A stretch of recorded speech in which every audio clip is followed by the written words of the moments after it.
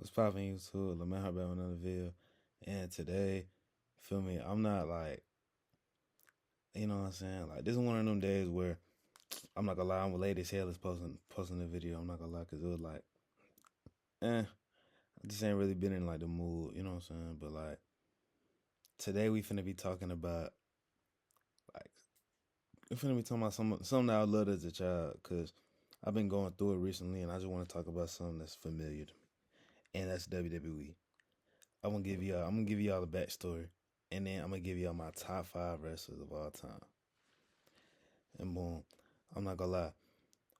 I think I so my brother and my brother has been watching like WWE since before I was born, cause I was born, cause we were born about like 4 or 5 years apart, and I was I was introduced to WWE like real early. Like I said like three, like the first game I ever played was SmackDown versus Raw 2009, and boom, like I've always loved WWE. I've loved the moments. I loved WrestleManias. I almost went to WrestleMania 27 in Atlanta, but luckily I had a wedding to go to, so I didn't have to see that horrible, that terrible WrestleMania. That would have been like probably one of the reasons why I stopped watching wrestling. But I've just always loved wrestling. Like I've always loved like the story of it, the how how somebody could like just how somebody could just captivate an audience by throwing somebody else around. I've always loved how a baby face could have anybody just root for them by just really just struggling, and then a heel could just captivate our audience by how low they could go, or how slimy they could get, or how just like how how brutal they could be, anything. And I've always loved how like say like a tweener, like a heel slash a face, like you don't really know exactly what they are, how they could blur the lines between all that. And I love even though it's scripted, I love how real it is. Like people like yeah, it might not be like real fighting, but it's still like them bumps and bruises they be taking, bro. That's real. I'm not gonna lie, that's real. That mat is hard as a bitch. That wrestling ring is hard as hell. But although I love all that, I'm not gonna lie, I don't really love the changes that they've been doing at this moment in Triple H's era. Yeah, it's a great change from Vince McMahon's toxic era. But then again, it's like they still not pushing color, or I'm not gonna say color people, but like people of color, they still not pushing them as much as it should be. Well, I'm really talking about black folks. And Samoans, I wouldn't consider them black folks. So like yeah, they not like, I would have considered like Jacob Fatu as being a black man. Even though he is a real nigga, he's not a black man technically. Like somebody like Carmelo Hayes. Yeah, that's somebody who I would love to see push, because it would be more like, you know what I'm saying? Like I'll relate to it a little bit more. Like I'm not used to seeing all that. Like I'm used to black people having like short title reigns and like being fucked over really. Like Kofi Kingston and Big E. They getting like damn near dicked down by Brock Lesnar and Eric Tripp. Getting beat in a 5 minute match. Like come on. Like I don't like as a kid just growing up idolizing people like Kofi Kingston, uh Booker T, uh, John Cena, all of them. Like it's just like, you know what I'm saying. I hate seeing that, but that's besides the point. I'm finna be going to my top five wrestlers of all time, and at number five, I'm putting them at number five because I technically didn't watch him because I was born after he passed away, and that's Eddie Guerrero. And I'm gonna be honest, y'all gonna see a theme, but I just love I love when I was watching him back, because boom, we had a lot of WWE CD when I was a kid. So I would watch a lot of his matches, and I'd just be like, whoa, like how could he give such a feeling of like whatever character he was portraying at that point, you really believed it. Like if boom, when he was seen as the liar, the cheater, the stealer, the one who was cheating on China and shit. you believed it. You thought he was a dickhead, but it was fire though. Like he was always fire. And then when he was looked at as that underdog who had them big ass muscles, high, just frog splashing through the ring, making everybody around him look better. You know what I'm saying? That's powerful. Like that makes a kid like me just look and be like, I could do it too. You know what I'm saying? Even though I'm not trying to wrestle nothing like that. That made me believe that I could do that shit too. You know what I'm saying? So it was just like it was always nice. Like I just love seeing it. And although he passed away before I was born, his legacy live his legacy lives on to this day. To this day, right now today. So it's like, how could I not put him in my top five? And at number four, this is the more recent wrestler. It's a more recent wrestler. He just won. Just won WWE title today. Seth Rollins. Yes, Seth Rollins. See, for me, he was always my favorite out of the Shield. I just like, bro, like every time he was just flying through the air, you could just see how much he loved wrestling. And then I'm not gonna lie, I found out I found out about Seth Rollins when he was Tyler Black, I think, in ROH, Ring of Honor.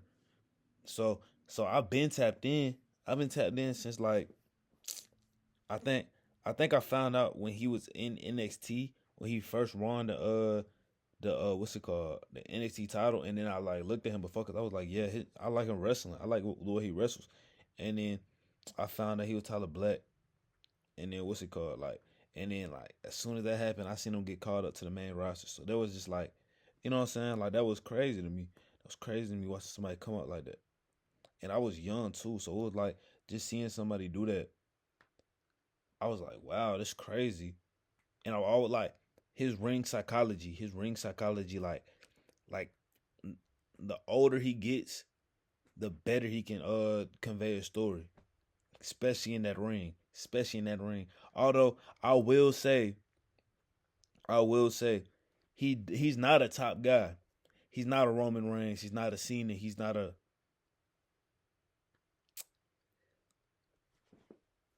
that man. He's not one of them. But he's just one of them people that he doesn't need to be that because he's just so good in the ring that it doesn't matter what he do. It don't matter how he is outside the ring. He might not be the best on the mic. He might not be the best at conveying a story. He might not be none of that. But that is a wrestler. That is a purebred wrestler. And that's really what I care about. Really, honestly, I could care less about how you portray yourself on the mic. I care about how you wrestle. But let's move on to number three. Number three, I got Cena. He used to be number one. He used to be number one because as a kid I did look up to Cena because of how far he was. Cause like bro, like when you seen Cena, yeah, he might have had five moves of doom, but my formative years, I was 10 years old when he won that United States title. I was watching Raw every single day. I was watching Raw like every Monday, watching him put on a show. Watching him put on a show. So that was when I really like got tapped in, or I'm not gonna say tapped in because I've been tapped in since I was like a little kid. But like when I really started like remember like what to look at in a match, and like not just the characters and not just how cool they look, but like in the ring, that's when Cena started showing up. I remember I remember his match with Neville. His match with Neville was incredible. Sami Zayn, Kevin Owens. He made everybody around him look good at that point. Everybody around him looked great at that point. He didn't need like that's how you know that you are like that nigga. You don't need when you can go from that guy, like the main guy, to putting over younger people, and putting over younger people and still being that nigga regardless of the situation. That's how you know that your legacy is stamped. Your legacy is stamped. Like he was one of them. He was one of them. You know what I'm saying? and it's just like it's insane about how consistent he's been, throughout the years.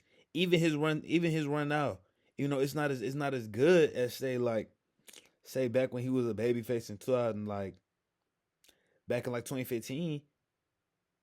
But it still captivates our audience, no matter what he does. Even if he's seen with Travis Scott weekend, he still knows how to captivate an audience that will never change. But at number two, I gotta go. Oh, who should I go? I got three people. I got three people there. I got three people there. But like, mm,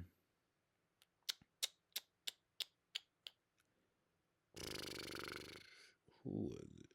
Number three, I gotta go. I gotta go. Or number two, I gotta go. Shawn Michaels. And I'm not talking about. I'm not talking about like DX, or I am talking about DX Michaels, but I'm mainly talking about Heartbreak Kid Michaels, like Razor Ramon matches, like back in the '80s. Cause I'm not gonna lie, I gained a new appreciation for Michaels when I realized that man was a terrible person. He was a terrible person before he turned to God, which I'm glad he did, cause God does wonders. God most definitely does wonders.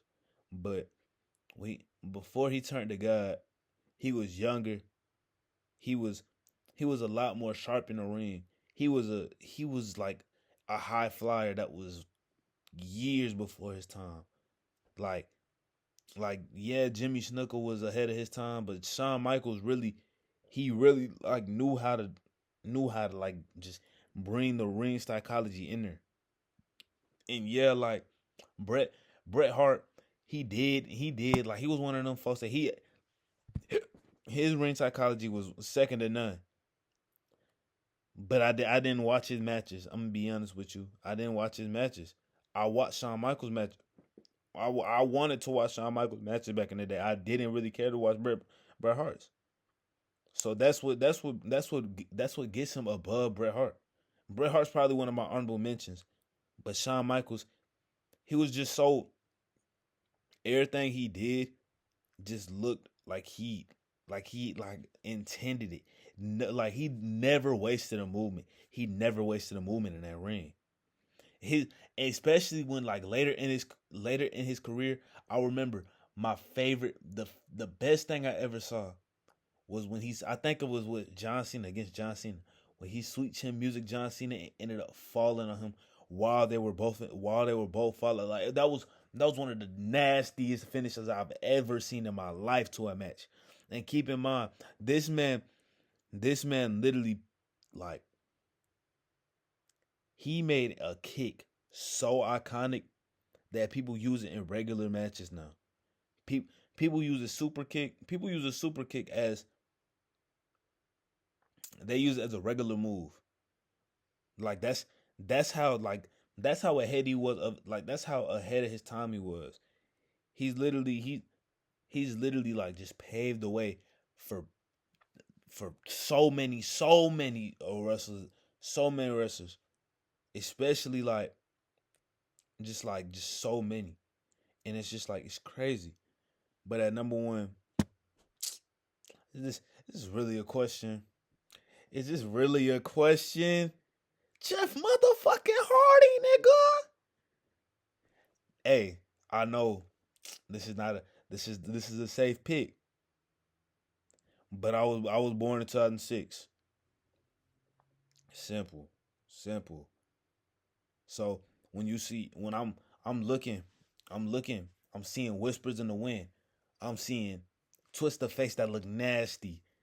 I want to watch it. I want to watch more matches when I see Jeff Hardy in the ring. Not now, but like boom, saying like in 2009 is when I first started watching wrestling. I remember I was scared. I was scared lifeless of Undertaker. I had to run out the room every time I seen that dark ass entrance.